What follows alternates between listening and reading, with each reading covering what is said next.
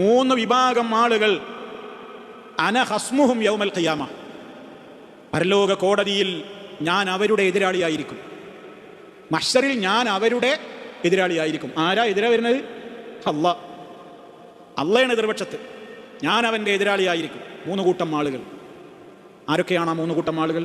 റജുലുൻ, ഒരാൾ, അഅ്താബി, അയാൾ എന്നോട് കരാറെടുത്തയാളാണ്.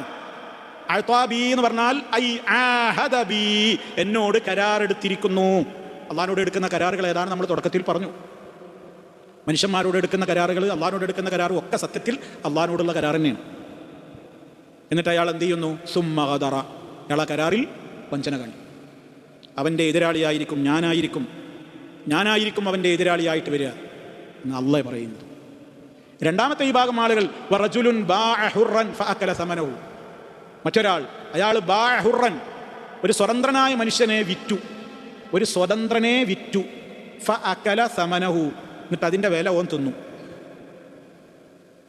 ഇസ്ലാമിൽ ഒരു അടിമയായി മാറണമെങ്കിൽ അതിന് ചില നിയമങ്ങളുണ്ട്. കണ്ടോലൊക്കെ പിടിച്ചിട്ട് മാർക്കറ്റിൽ നിന്ന് അടിമ എന്ന് പറഞ്ഞ് കൊണ്ടുവരാൻ പറ്റില്ല.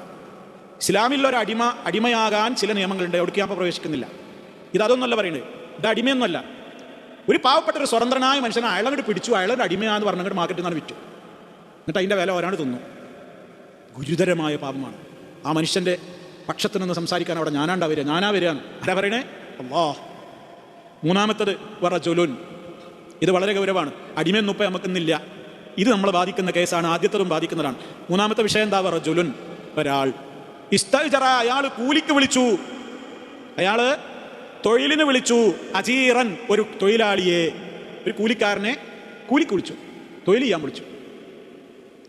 ഫസ്തൗഫാ മിൻഹു, അയാളെ കൊണ്ട് കൃത്യമായി പണി ചെയ്യിപ്പിച്ചു, അയാളെ കൊണ്ട് കൃത്യമായി ജോലി ചെയ്യിപ്പിച്ചു. വലം യുഅ്തിഹി അജ്റഹു, ശമ്പളം കൊടുത്തില്ല. കൃത്യമായി അയാളെ കൊണ്ട് പണി ചെയ്യിപ്പിച്ചു, പക്ഷേ പറഞ്ഞ സാലറി കൊടുത്തില്ല, അല്ലെങ്കിൽ ഒന്നും കൊടുത്തില്ല.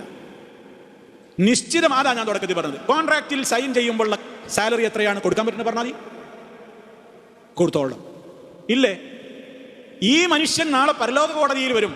അയാളുടെ വക്കീലായിട്ട് അവിടെ വാദിക്കാൻ ഞാനാ വരികയാണ് റഹ്മാനായ റബ്ബ പറയുന്നത്. പണിക്ക് വിളിച്ചവന് അവനോട് പണി ചെയ്യിപ്പിച്ചാൽ അതിൻ്റെ കൂലിയാണ് കൊടുക്കണം.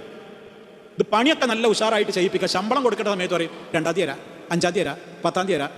എല്ലാവർക്കും അവനെ കൊണ്ട് ചെയ്യിപ്പിക്കും, ഓവർ ടൈം ഒക്കെ ചെയ്യിപ്പിക്കും. ശമ്പളം കൊടുക്കുന്നിടത്ത് മാത്രം ഈ കണിശതല്ല. അവന് വേണ്ടി ഞാനാവും നാളെ പരലോകത്ത് അവൻ്റെ എതിരാളിയായിട്ട് വരിക അല്ലാഹ് പറയുന്നത്. അതാണ് മൂന്നാമത്തെ വിഭാഗം ആളുകൾ.